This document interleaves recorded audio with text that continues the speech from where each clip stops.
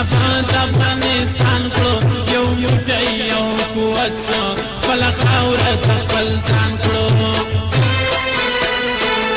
ټول راشي افغانانو آباد افغانستان کړو یو موټی یو قوت سو خپل خاوره ته خپل ځان کړو یو موټی یو قوت سو خپل خاوره ته خپل ځان کړو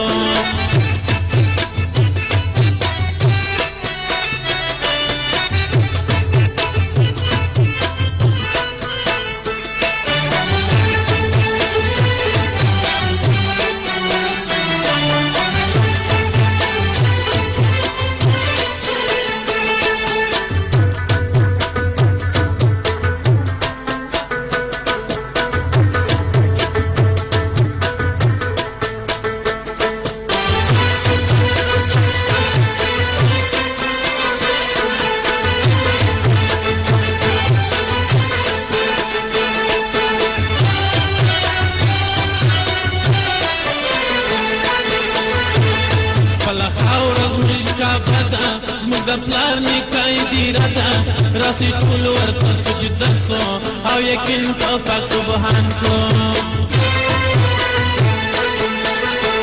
خپل خاوره زموږ کعبه ده زموږ پلار نکای دیره ده راسي ټول ورته سجده سو او یقین په پاک سبحان کو ټول راشي افغانانو سي آباد افغانستان کو یو موټی یو قوت سو خپل خاوره ته خپل ځان کړو ټول راشي افغانانو سي آباد افغانستان کو یو موټی یو قوت سو خپل خاوره ته خپل ځان کړو یو موټی یو قوت سو خپل خاوره ته خپل ځان کړو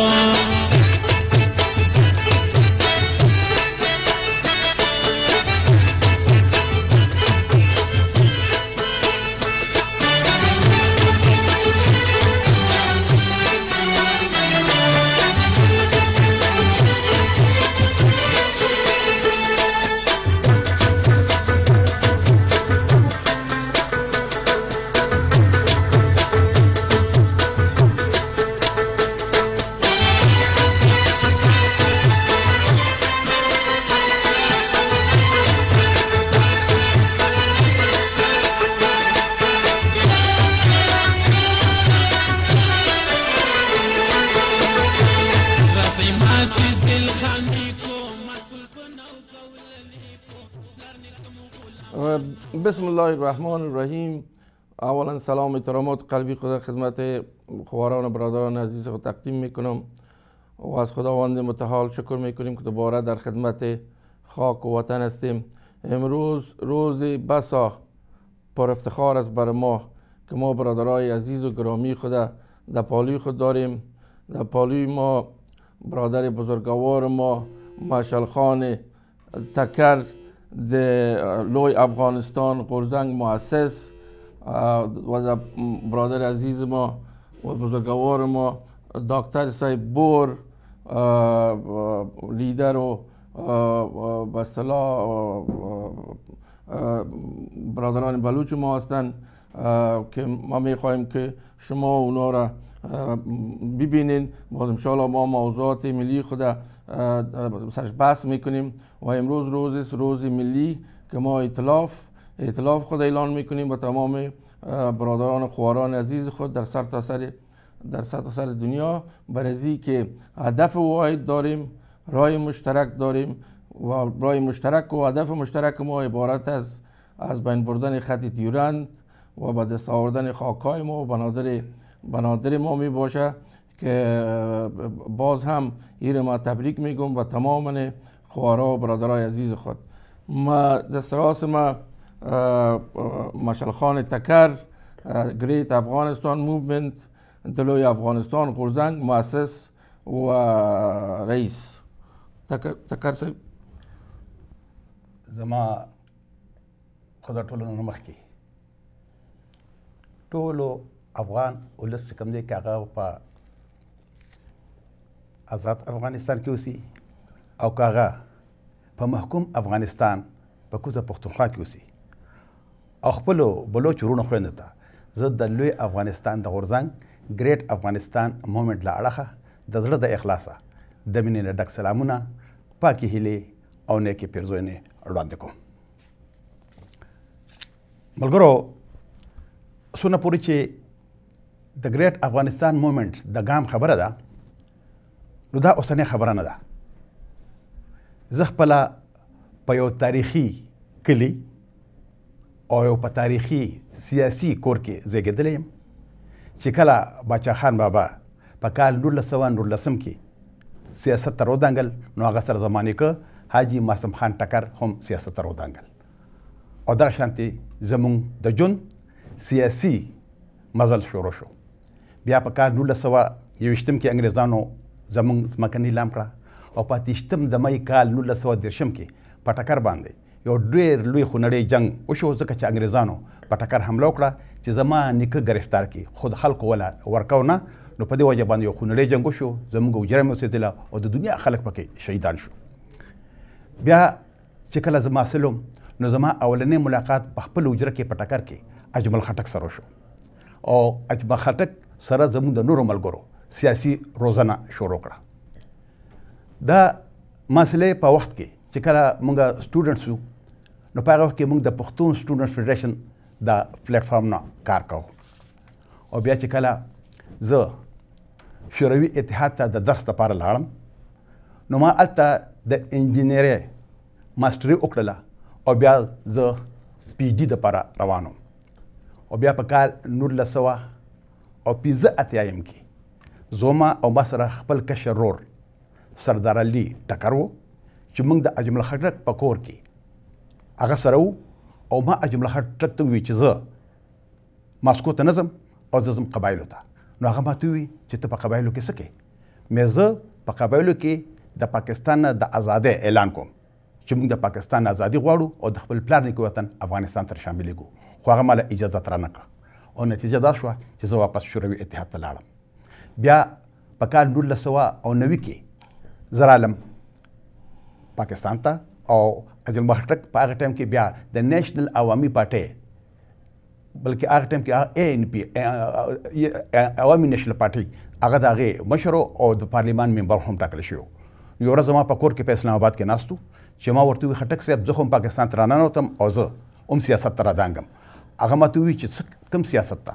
دا ته چې کومې خبرې کوې، نو که ته NP ته راځې، خو NP هغوی خو د لوی افغانستان خبر نه مني او ته خو زه تا د 10 نه تر د 15 کالو پورې پیژنم چې ته هم دغه خبره کوې. نو داسې کار وکړه چې مه راځه، ګینې هغوی به دې په ډېر بېزتۍ سره د پارټۍ نه وباسي او نتیجه به دی چې بیا به نه یو طرف شي او نه به د بل طرف شي. خو په آرام کښېنه، وایي دا د لوی افغانستان چغه به دا هم ته وې، دا په کوزه پښتونخوا کې بل څوک نشي وهلی. نو بیا چې کله په کال 2000 نو په دغه وخت کې بیا زه ډېر زیات مایوسه شوم چې زموږ د مشرانو د قربانۍ د دې لپاره ورکړې وې چې موږ بیا ټول عمر د پنجابیانو غلامان یو. نو په کال 1999 کې زه رالم کاناډا ته. په کاناډا کې موږ د پښتنو د کلتوري ټولنې بنیاد کېښود چې په هغې کې د محکوم افغانستان، د کوزې پښتونخوا او د آزاد افغانستان ټول ملګري پښتانه چې کوم هغه شامل وو. بیا په کال 2005 کې په پیښور کې د پښتو عالمي کانفرنس و. نو زه په هغه وخت کې د پښتنو د کلتوري ټولنې د کاناډا رئیس وم. نو هغوی زه وغوښتم چې زه لاړم. نو په هغې کې اجمل خټک ستره مېلمه و. نو موږ چې کله په سټیج ناست وو، نو چې ما هم بیانیه ورکړه او بیا د بیانیه ورکړه. د ده په خپله بیانیه کې تقریبا 15 منټه په ما خبرې وکړې. هغه دا وی چې دا یو هغه کس دی چې دې کله دلته نو د پښتون سټوډنټ فیډریشن یو پیاوړی مشر و، خو چې د ده په وجود کې د ده په وینه کې د خپل قام سره د مینې کوم جوش ولوله او ګرمي ده، نو هغه د ماسکو یخو هواګانو او واورو هم سړه کړې نه وه. او بیا وایي چې اوس یې په کاناډا کې کوم شی جوړ کړی، نو پته نه لګي چې دا به چېرته رسي. خو بیا چې څه ټایم کې انټرول وشو، وقفه وشوه، نو دې ما ته غلې غونته کې داسې کړي، وایي د ازادۍ اعلان به کله کې؟ نو ما ورته وایي خټک صاحب کار پې شروع دی. او بیا په 2009 کې چې زه پاکستان ته لاړم، د هغه وخت چې د سوات نه زموږ د خویندو وروڼې راغلو او هلته اپریشن شروع. نو په دغه وخت کې زه لاړم ټکر ته. چې ټکر ته لاړم، نو ډېر کسان په حجره کې درې او د هغوی زنانه دننه وې. نو زه کور ته دننه لا نه لم، خو ما ته ډېر لوی افسوس وشو، ځکه چې په کال 1981 کې زه کلي ته لاړم د پیښور یونیورسټۍ نه. نو چې ومې کتل، نو د افغانستان نه سیاسرې تورسرې زموږ خویندې میندې راغلې وې او زموږ کور ځانانو سره ناسته وې نو جړل یې خپلې قصې کولې چې په کومه طریقه هغوی دلته را رسېدلي نو ما ډېر افسوس وکړو چې په کال 1900 او یو کم اتیایم کې مې د نیکه د کور خلک راغلي اوس مې د پلار د کور خلک راغلي دي په دغه وخت کې د وایس اف امریکا کنه زیبا خادم هغه زمانه انټرویو مو واغشته ما ورته یو خبر وکړه مې د پښتنو خلاف یو ډیل وې سازش شروع دي او زه رالم کاناډا ته چې کاناډا ته رالم نو ما دلته یو ټلویزیون ته انټرویو ورکړه چې هغه په یوټیوب باندې پرته ده او په هغې انټرویو کې ما د پاکستان نه د ازادۍ اعلان وکړ او بیا ما انتظار وباسه چې د خلکو به څه اثر او خلک به د دې ریسپانس څه کوي نو د کوزې پښتونخوا زلمي او ځوانانو او جنکو چې کم جواب مال راکړ زه د هغې نه ډېر زیات مطمئن وم چې ډېر زیات خوشحاله او بیا د ګریډ 21 یو کس و چې هغه ډېر لوی پوسټ او په دغه کې په لاهور کې هغه ماته وویل چې یا ماته ټلیفون وکړه یا زه ټلیفون کوم ماته ټلیفون راولېږلو چې ما ورته ټلیفون وکړ نو ماته وویل چې موږ د شپې ستا پروګرام کته نو ژړلم چې موږ وایو چې د بچا خان د خاندان په وجه باندې موږ اول د انګریزانو غلامانو اوس د پاکستان غلامان او غلامان به پاتې شو خو ډېر خوشحاله شو چې په دنیا کې اوس هم داسې پښتانه شته چې ازادي غواړي او دغه وجه وه چې په کال 1212 کې په 10 د اپریل موږ د لوی افغانستان بنیاد کېښوده او اوس لګیو د هغې دپاره هلې ځلې کوو چې زموږ صرف یو پوینټ اجنډا ده هغه دا ده چې پاکستان نه خپله ازادي او د خپل پلار نیکه وطن افغانستان سره شاملېدل دي. ډېره مننه صاحب. دکتر صاحب شما ملاحظات صاحب.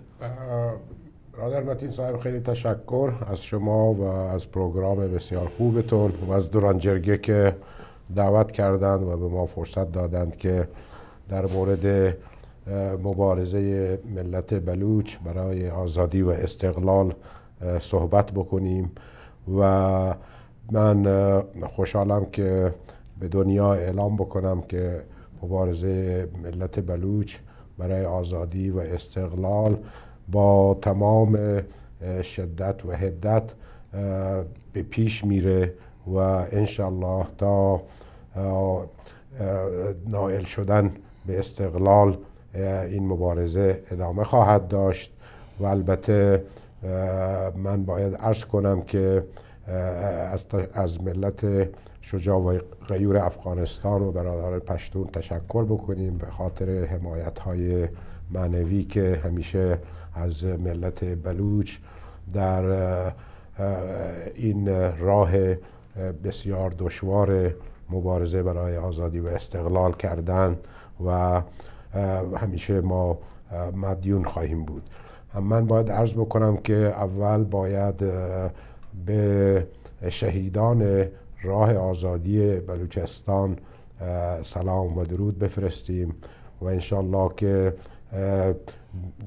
جایشون مکانشون در جنت باشد و به آنها قول میدیم که خون آنها به هدر نرفته و با خون خود آزادی درخت آزادی و استقلال بلوچستان را سیراب کردند. و در اینجا لازمه که من به چند نکته اشاره بکنم. اول جنایاتی که از طرف رژیم پاکستان بر علیه ملت قهرمان بلوچ شده. همین چند هفته قبل متین صاحب دنیا باید بدونند که چند تا گور دست جمعی در بلوچستان پیدا شده که حدود 170 نفر از شهیدان بلوچ اجسادشون در اون گوره ها به صورت ناشناخته دفن شده و ما از دنیا میخواییم که از سازمان ملل و سازمانهای حقوق بشر و از دولت‌های که از دموکراسی و آزادی و حقوق بشر حمایت میکنند که در این مورد تحقیق بشه و این جنایات پاکستان بدون مجازات باقی نمونه. دوم اینکه یکی از سمبول‌های مبارزه ملت بلوچ یک راهپیمایی بزرگی بوده که مردم بلوچ به پیشوایی ماما قدیر از کویته تا کراچی و از کراچی تا اسلام آباد راه انداختند و که هدف اصلیشون آزادی زندانیان سیاسی و اون افرادی که مفقود الاثر شدند به وسیله استخبارات پاکستان اونا پیدا بشن و اون عزیزانشون، خانواده فامیلشون در جریان این به اصطلاح کیل اند دمپ پالیسی پاکستان هرچه زودتر این مسئله حل بشه و فامیلای عزیزشون بدانند که سر عزیزانشون چه آمده. سوم اینه که این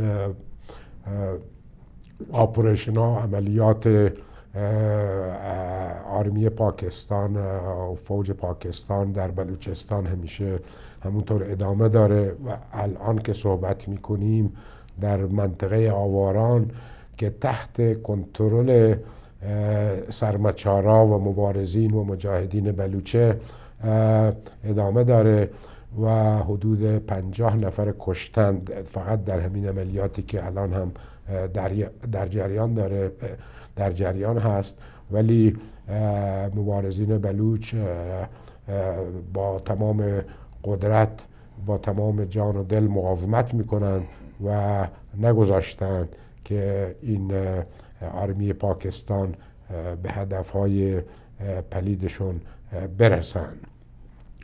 و چهارم این که واقعا ما همیشه روی وحدت، برادری و روابط و علاقه تاریخی بین ملت بلوچ و ملت افغانستان تأکید کردیم و میکنیم و هرچه زودتر، هرچه بیشتر این مسئله قویتر بشه، وحدت و انسجام و برادری بین افغان و بلوچ ها به نفع هر دو ملت هست که ملت غیور افغانستان بتونه یه افغانستان آزاد، آباد، سربلند، قوی بدون دسترازی و دخالت پاکستانی ها در سرزمین خودشون، همونطوری که قرنها آزاد سربلند زندگی کردن، زندگی بکنن.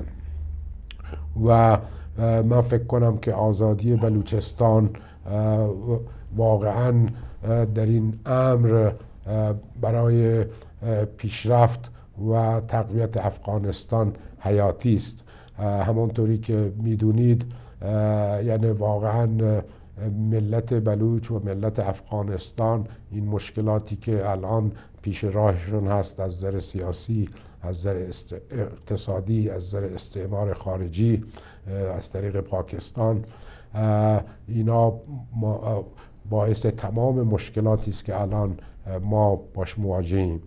و اینکه الان دنیا متوجه مبارزات ملت قهرمان بلوچ شده و مسئله تنگه هرمز مطرح شده، اهمیت استراتژیک بلوچستان و افغانستان که قلب آسیاست برای دنیا روشن شده، این خودش مسئله آزادی و استقلال بلوچستان روی اجندای بین المللی گذاشته و ما باید کمک بکنیم که با این تقویت و انسجام و وحدت بین ملت بلوچ و ملت بزرگ افغانستان هرچه زودتر به این هدف آزادی برای برادران و خواهران افغان و بلوچ و پیشرفت اقتصادیشون، آزادیشون، رفاهشون، سربلندیشون کوشا باشیم. خیلی تشکر. خواهش میکنم. با عرض احترام مجدد ما میخوایم چند موضوع را به توجهتون برسانیم. خواهرها برادرای عزیز، اولی که دائم برادرای عزیز ما میگفتن که شما از اون طرف خط گیرن چطور معلومات های را با ما ارائه کرده میتونین. به این اساس ما تکر صاحب کت خود داریم که انشاءالله تکر صاحب راجع به این موضوعات با شما صحبت میکنه.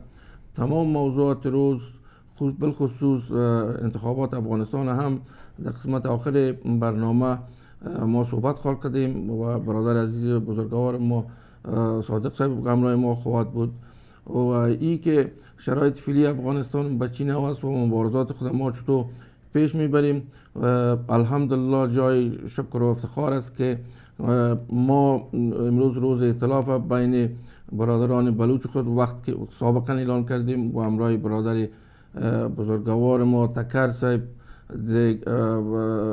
گام گریت افغانستان موومنت لوی افغانستان غرزنگ اعلان میکنیم و قراره که پیشتر هم گفتیم هدف مشترک است، رای ما مشترک است و او عبارت است به دست آوردن خاکای گرفته شده ما، غصب شده ما و بنادر ماست. وقتی که ما افغانستان رفته بودم شورای ملی متحد و تمام مشران و برادران افغان ما اونا به این نظر بودن که باید این موضوع خط دیورند به شکل آنی حل و فصل شود و البته به شکل مسالمت آمیز و ما از قوانین و پالیسی های روشن ملل متحد و کنوانسیون های بین المللی باید ما استفاده کنیم، چرا حال بهترین شرایط برای مردم افغانستان است، قوای بین المللی در داخل افغانستان است و ای که تا که این مشکل حل نشه مشکل هویت ملی ما، موضوعات تمامیت ارضی افغانستان، موضوعات ثبات سیاسی، حاکمیت ملی، استقلال سیاسی، اراده ملی ما نمی داشته باشیم، چرا تا که خط دیورند و سرحد ما تعیین نشه امی نفاق ملی که در داخل افغانستان شما میبینین یک اندازه از او زاده امی نامشخص بودن سرحد دیورند است بین ما و پاکستان. به اصطلاح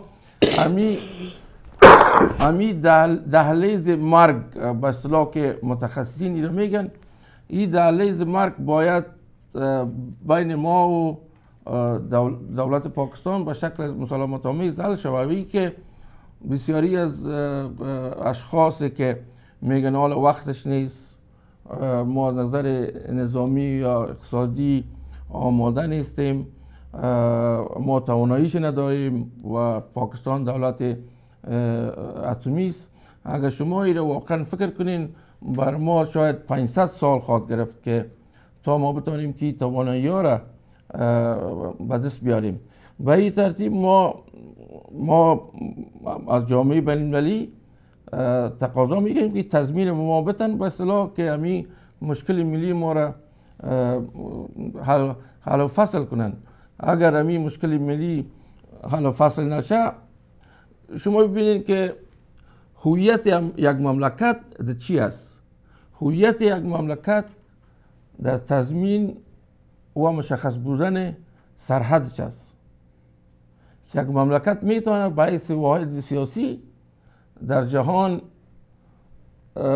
ظهور کنه و میتونه که پالیسی که مربوط به اون مملکت است و پالیسی خود پیش ببره. ما ببینید که همین مشکل سرحد ماست که هر کس میخواه بیایه بره، ما نمیتونیم که از آرامی و صلح بهره‌مند باشیم. دیگه به این اساس ما میخواهیم که قسمت زیاد صحبت های با برادرای بزرگ خود بتم و اونا بسیار گفتنی هایی دارن و گفتنی های برادرای بزرگ خود ما میشنویم و انشاءالله این موضوعات روزه، موضوعاتی که چی میگذره بین حکومت پاکستان و طالبا و چی میگذره بین دولت افغانستان و طالبا، این موضوعات ما جربس خواست کردیم. ما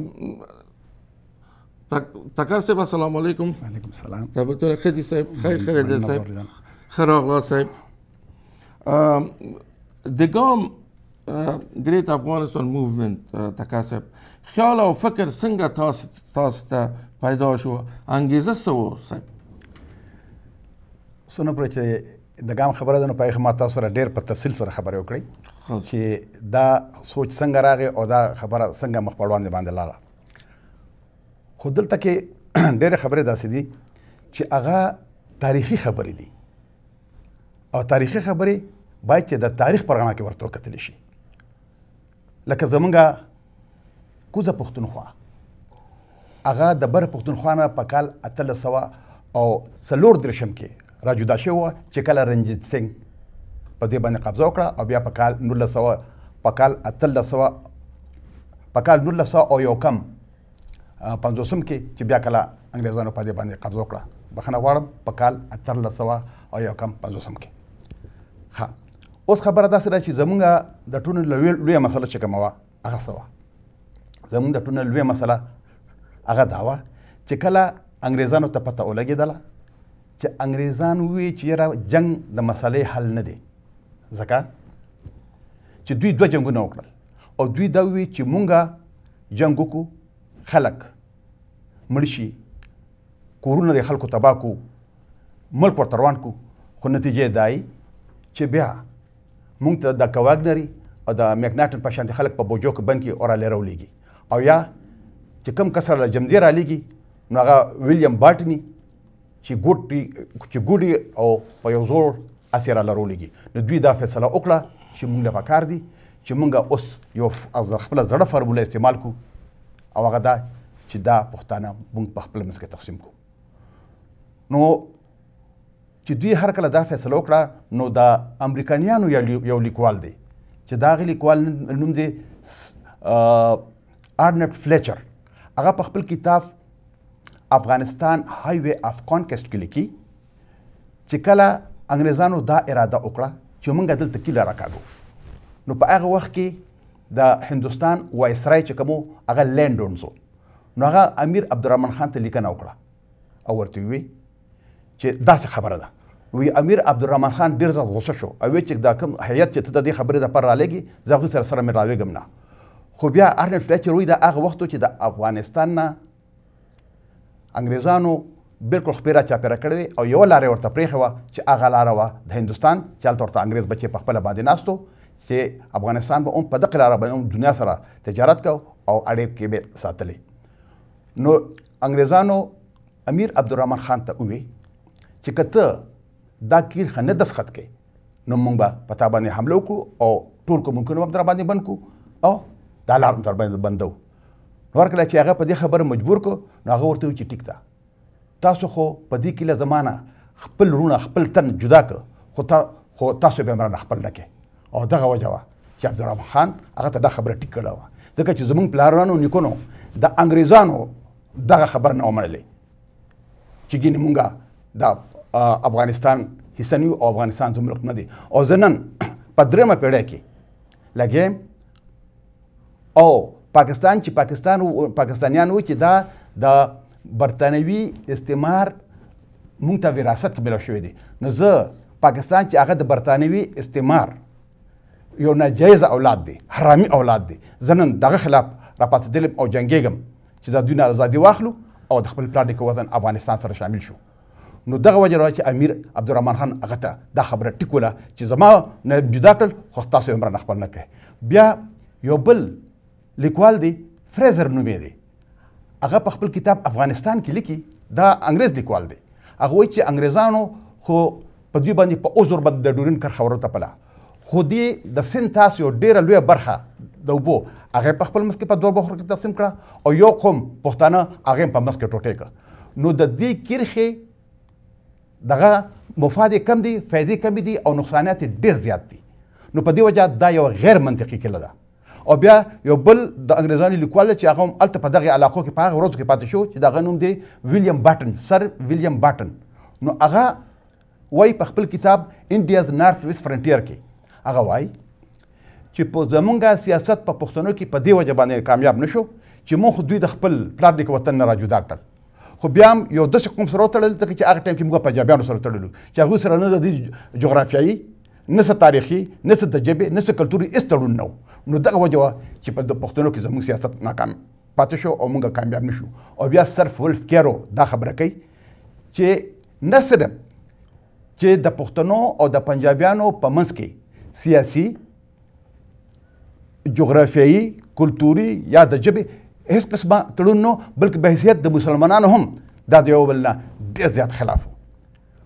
خو د هغې باوجود په کال 1940 کې مونږ راوتړلو او د پنجاب په لکۍ پورې وتړلو. خو دا د انګریزي استعمار دا د هغوی شیوه وه چې دوی په کوم ځای کې پاتې شوي دي او د هغه ځای نه دوی تلل نو دوی هلته داسې قسمه د جګړو او د شخړو ځایونه پرېښي دي چې په راتلونکي وخت کې دوی هغه د خپلو ګټو دپاره استعمال کړي لکه فلسطین، کشمیر، د ډیورنډ کرښه، سایپرس. خو زه د دې کرښې متعلق یوه خبره کول غواړم.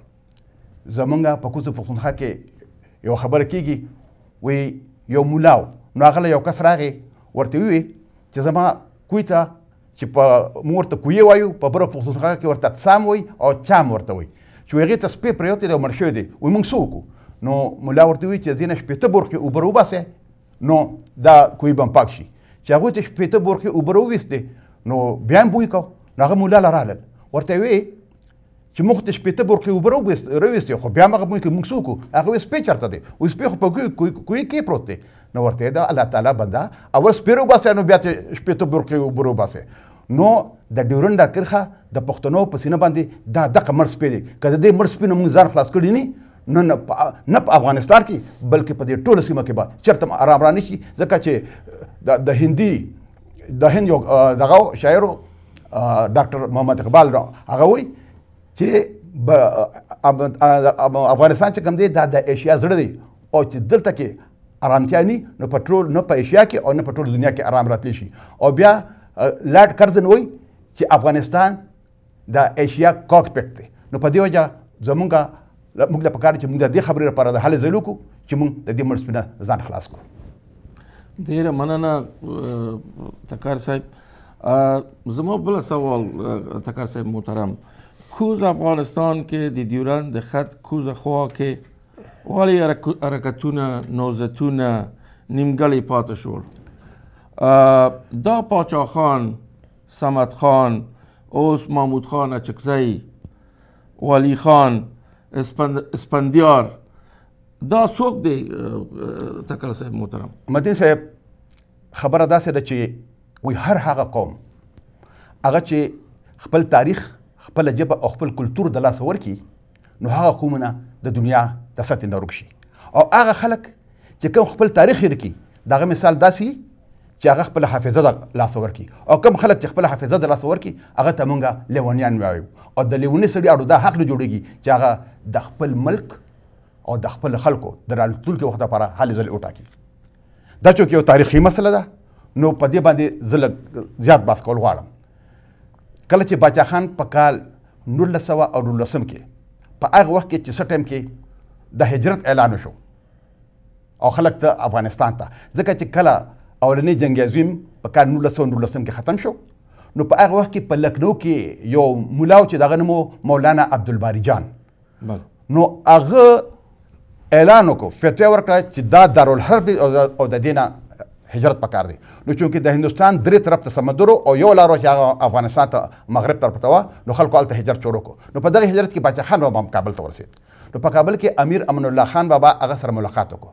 نو امیر امان الله خان درته وویل چې ګوره زه تاسو د کوزې پښتونخوا پښتنو له د کندوز او د مزار شریف د ټولو علاقې درکوم او دلته تاسو خپل حکومت جوړ کړئ، زه دلته جوړوم او ستاسو په حکومت کې به افغانستان هیڅ قسمه مداخله نه کوي. که تاسو په دې اوسني وخت کې کوم کسان راغلي په فوج کې د برتي کې چې فوج کې برتي کوم، که دلته په کالجونو ته کالجونو ته ځئ نوکریا دلته درکوم، خو تاسو له زه په دغه افغان چې کوم نوي تاسو ځان له مړ جوړ کړئ هغې کې دغه هم جوړوم، فوج هم تیاروم. امیر امان الله خان ډېر زیات زاهد انسان و. دغه د خیال و چې په کوزه پښتونخوا کې راته انګرېز بچی ناست دی، هلته قبایله هم په پیسو واخلي او دا ماته مخامخ خودري. نو که زه د کوزې پښتونخوا هم یو فوج تیار کړم او په بره کې خو الرډي فوج شته نو موږ به د خپلې علاقې د پاکستان دغه نه د برطانوي استعمار نه ازادي کړو. خو باچا خان بابا هغه خبره ونه منل چې دا دغه ډېر لوی اشتباه وه او دی راغی واپس پاکستان ته او په هغه وخت کې پاکستان نو دی واپس راغی دغه ته برطانوي چې کوم هندوستان هغې ته راغی. نو د انجم افاق نه بنیاد کېښود په کال 1919 کې چې هغې به آزاد سکولونه جوړول او بیا په کال 1929 کې دوی د افغان جرګه په نوم باندې یو تنظیم جوړ کړ چې د هغې دا کار و چې هغه به په خلکو کې هغه کوم چې غلط رسم و رواجونه دي هغه ختموي. او بیا په کال 1900 کې دوی د خدای خدمتګار بنیاد کېښود چې هغه یو غیر سیاسي تنظیم او هغه باور دی چې هغه به د جرګې افغان جرګې او د انجمن افاق نه چې کوم سکولونه جوړ د دې حفاظت وکړي.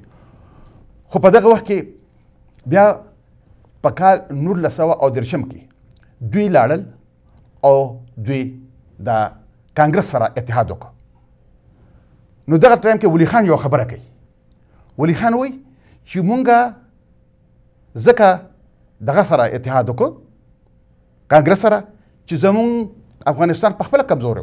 نو اوس دلته دا عجیبه خبره ده چې زه او زما ورور دی هغه هم کمزوری دی او زه هم کمزوری یم دشمن هم یو دی. نو مونږ هغه ته پکار چې یو ځای شو او دغه مقابله وکړو که نه مونږ ورته ځان له شو. ځکه چې انګریزانو په هغه وخت کې یو خبره کوله. هغوی به وی په دغه وخت کې د 14 کاله د ډیورنډ د جرګې شو. نو هغوی به دا خبره کوله چې مونږ ډېر کوشش وکړو چې د پښتنو د مخ د کابل نه مونږ دلي ته واړو خو په هغې کې مونږ کامیاب نه شو. نو هغه کار چې کم انګریزانو ونه کړی شو هغه کار ولی خان دی وکړه او باچا خان دی. بیا د هغې نه پس چې څه ټایم دوی واپس رالل نو دوی افغان جرګې له نوم کانګرس جرګې ښوده. نو ډېر تکړه خلک لکه عبدالله ګربخار اکبر محمد اکبر خادم دا میا احمد شاه دې خلکو ورته وایي چې ګوره دا خلک په موږ سره دوکه وکړي او مهرباني وکړئ که تاسو بله جرګه جوړوئ خو افغان جرګه تاسو مه بدلوئ. خو هغه د هغوی خبره ونه منله او هغوی هغه پارټي پرېښودله او د هغوی سره اختلافات جوړ شو. د هغې نه پس بیا څه ټایم کې چې په کال 1937 کې په هندوستان کې انتخابات شو الیکشنز. نو په هغې کې په 8 صوبو کې الیکشن وګټلی شو او کانګرس. نو د عین سازه اسمبلی کې د دوی مکمله میجورټي وه. په کار دا و چې په هغه ټایم کې زمونږ ځکه چې په خودي خدمتګار او کانګرس هم یو ځای نو په صوبه سرحد کې دوی حکومت و. په کار دا و چې دوی د هغې خبر رسوي چې مونږ دغه کوو مونږ په کار چې عیني طور مونږ اجازت واخلئ چې مونږ خپل ازادي غواړو. خو دوی دا نه غوښتله. شفیقه بیبي د امان الله خان خور پېښور ته راغلی وه. نو هغې وی که چېرې باچا خان دغه سره خبره نه وکړي کانګرس سره او افغانستان سره خبره کړې وه نو افغانستان به دا ډیورنډ دا خبره چې کومه حل کړې وه او لر او بر به یو ځای شو. بیا کله چې په کال 1947 کې پاکستان جوړ شو نو بیا په هغه وخت کې د پاکستان د جوړېدو نه څه ورځې مخکې په دلی کې یو میټینګ وشو چې په هغې میټینګ کې د کانګرس میټینګ و د ورکینګ کمیټې میټینګ و چې په هغې کې باچا خان هم شامل و ځکه چې باچا خان د ورکینګ کمیټې ممبر و. نو د عبدالکلام آزاد په خپل کتاب آزادي هند کې لیکي چې کله ګاندي او نهرو دا فیصله هغوی سره کړې وه انګریزانو سره او مسلمین سره چې صوبه سرحد به دغه سره شاملېږي پاکستان سره. نو چې دا اعلان وي هغوی کړو نو د باچا خان به خوله یو 15 منټه کوله پاتې شو خبره ته نشي کېده او اخره کې ورته وي چې تا راپاسېد وي چې تاسو مونږه د دغه خولې ته ورغورځولو دا شرمخ او چې رالل نو بیا د هغې خبره د صدق نه جوړېده چې په 21 د جون او کال 1946 کې دوی په بنو کې یو قرارداد منظور کړو چې مونږ آزاد پښتونستان غواړو. د څه آزاد پښتونستان؟ هغه ټایم کې دا خبره کړې وه چې مونږ لوی افغانستان غواړو نو کېدای شي د خبرې څه اهمیت و. خو په دغه میټینګ چې باچا خان ته پته و چې دا هسې ګپ دی نو په هغې میټینګ کې چې کله دوی قرارداد پاس کوو نو باچا خان هغې میټینګ له تللی هم نو. او یا په کال 1948 کې باچا خان بابا لاړ او په کراچۍ کې د پاکستان دغه د وفادارۍ قسمونه خوړل چې تحفه یې دا ورکړه چې په بابړه کې زمونږ 600 ورونه خویندې او بچي چې هغې کې د 3 کلو یو ماشوم بچی هم د مور په هغې کې ایښودل شو دغې تحفه یې موږ له راکړله. ملګرو زمونږ د لوی افغانستان د ظاهرشاه په وخت کې یو وزیر و بلکې ډیپټي منسټر و دغه نوم و حنیف صادق. هغه خبره کوي په هغه وخت کې چې باچا خان او صمد خان دا هغه ونې دي چې دوی په خپله میوه نه کوي او د دوی د لاندې چې کومې ونې زرغونې هغه هم میوه نه ورکوي. نو بیا داسې وه چې څه ټایم کې په افغانستان په پاکستان کې په مشرقي پاکستان کې د آزادۍ تحریک په کال 1901 کې شروع کېده. نو په هغه وخت کې عبدالحمید باشان راغی او ولی خان سره ملو شو او دته وی چې موږ هم د آزادۍ خبره کوو او تاسو هم د آزادۍ چې غوښه نو تاسو هم آزاد شئ موږ هم آزاد شو. نو ولی خان ورته وی چې نه زه ازادي نه غواړم زما لپاره پاکستان ښه دی. او په ځای دی چې دغه کومک یې کړی نو لاړ یحیی خان ته یې وویل چې عبدالحمید باشاني لګیا دی ملک ورانوي. او بیا په هغه وخت کې چې څه ټایم کې باچا خان په افغانستان کې نو هغه د قبایلو یو جرګه لاړه ورته وی چې موږ له اجازه راکې او کومک راسره وکړي چې موږ د ازادۍ اعلان وکړو. د ورته خبردار چې دغه ونه کې د پاکستان ته په مغربي ماز باندې مسایل پیدا نه کړي. نو بیا دلته یو بل ډېر اهمه خبره کېږي. خبره ده چې ولی خان یو انټرویو ورکوي الیاس کشمیری له چې د اردو رسالې چټان هغه اسسټ ایډیټر و. هغه کې وایي هغه ته تپوس کوي وایي د پښتونستان متعلق څه خیال دی؟ هغه وی ک ولی خان ورته په جواب کې وایي که چا دا خبره ثابت کړه چې ما د پښتونستان نوم اخیستی نو ما دې شوټ کړي. او دویم ورته بیا هغه وایي چې ښه دغه متعلق څه خیال دی د لوی افغانستان؟ دوی ورته وایي زما دماغ خراب دی چې زه افغانستان سره شامل کړم. افغانستان خو په خپله غریب ملک دی، زه د پاکستان سره خوشحاله یم. او شیرزمان تایزی چې هغه د پاکستان د استخباري د انټلیجنس ارګنایزیشن د طرف نه په افغانستان کې سفیر په سفارت کې کار کوو. نو هغه وایي چې زه باچا خان بابا سره ولاړ شم او هغه ته ما دا خبر وکړه چېرې تاسو د لوی افغانستان متعلق څه خبره کوئ؟ نو هغه وایي چې دوی خو په خپله غریبانان دي، دوی خو زموږ نه 50 کاله وروسته دي، زموږ څه کار چې دوی سره شاملېږو. نو ملګرو خبره داسې ده چې د هغې نه کم خلک را پیدا شو. نو هغه دا دی چې نن اسپندیار وایي چې زه به د خپل ملک پاکستان دپاره د هغه د بقا او د سالمیت دپاره د آخري سلګۍ پورې جنګېږم. بل طرف ته اچکزی چې کله دغه سره په ولاړو په سټیج باندې نواز شریف سره نو وایي چې زه به د قیامت پورې د پاکستان سره یم. او نواز شریف پلاس کېښود وایي یې تو میرا بھائی ہے، دا خو زما رور دی. نو خبره داسې ده چې مونږ د ټولو لوی مسله سره چې د دې خلکو د لاسه ډېر تکړه تکړه کسان دوی سره په صرف په دې باندې په پاټو کې دي چې هغوی وګڼي دوی افغانستان غواړي. خو دا دوی چې دا کم کار کوي دا ټول د پاکستان د آیسای او د پاکستان د اسټابلیشمنټ او د پاکستان د فوج او د پنجابي اسټابلیشمنټ، ځکه چې د پاکستان ټول اسټابلیشمنټ فوج او د پاکستان چې کم آیسای ده په دا 80% پنجابیان دي. د هغوی په ایجنډا باندې دوی لګیا دي کار کوي. او دغه وجه ده چې مونږ تر اوسه پورې مخکې د دې د مشرانو د لاسه همدا مشرانو د دوی د لاسه مونږ دغه غلامان پاتې شو د برطانوي استعمار او د پاکستان جوړېدو نه پس مونږ د دوی د غلطو پالیسو او د دوی د دوه مخې پالیسۍ ته چې خلکو ته به یو خبره کوله او په اصلي معنو کې دوی شامل وو پاکستان سره او خلکو ته دلته بله خبره کوله. نو موږ د اوسه پورې غلامان پاتې شو. که داسې نور هم ډېرې تاریخي خبرې چې یا خبرې موږ په را دغه کوو لکه په پېښور کې چې دغه خبره وه په صوبه سرحد کې چې فیصله وشوه چې ټول دغه به په کوم ځای کې چې د چا حکومتونه دي هغوی فیصله کوي چې پاکستان جوړېده. نو په دغه وخت کې ډاکټر خان صاحب د صوبه سرحد دغه چیف منسټر نو دغه وایي ولف کیرو انګریز اخري گورنر هغه وایي چې ما لارډ ماونټ بیټن ته د ریفرنډم دغه ورکړه مشوره ورکړه چې دې پښتنو موږ سره پر دې جنګ په سر اخیستی و. نو دوی له داسې سزا ورکولو پکار دي چې د دوی بچي یم او د دوی نسیم یاد ساتي. نو بیا لارډ ماونټ بیټن نهرو ته ټلیفون وکړ ورته وایي چې څنګه چل دی؟ نو نهرو دغه ته ټلیفون وکړ ډاکټر خان صاحب ته. ډاکټر خان صاحب ورته وایي چې بالکل صحیح خبره ده وکړه خبره ورسره وکړه موږ ریفرنډم کوو. خو چې هر کله ریفرنډم اناونس شو نو په هغه وخت کې 15,000 خوشه ټول اوټونو چې پای کې 2,90,000 اوټونه پوره شو چې پای کې 51% اوټونو باندې پاکستان سره فیصله شو چې هغه اوټونه داسې چې بکسونه د پاکستان حکومت ډک کړي وو.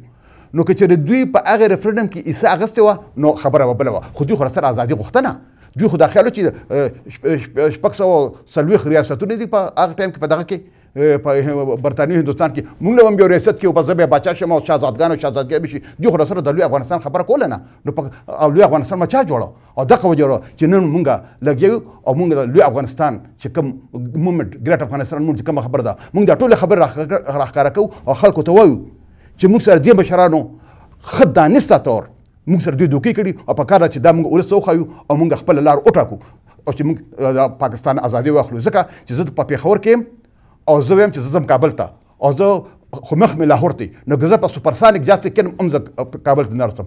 خو چې زه پېښور کې یم او زه ځم کابل ته نو که پیاده روان شم نو چېرته خو به ورسم ځکه چې زما به لاره ټیک وي. ډېره مننه تکر صاحب محترم. تکر صاحب محترم بلوچستان باید آزاد شي. افغانستان خاورې بیرته افغانستان ته ورکړل شي. پاکستان باید تجزیه کیږي. که پاکستان تجزیه نه کیږي بیا نو څه موږ وکړو.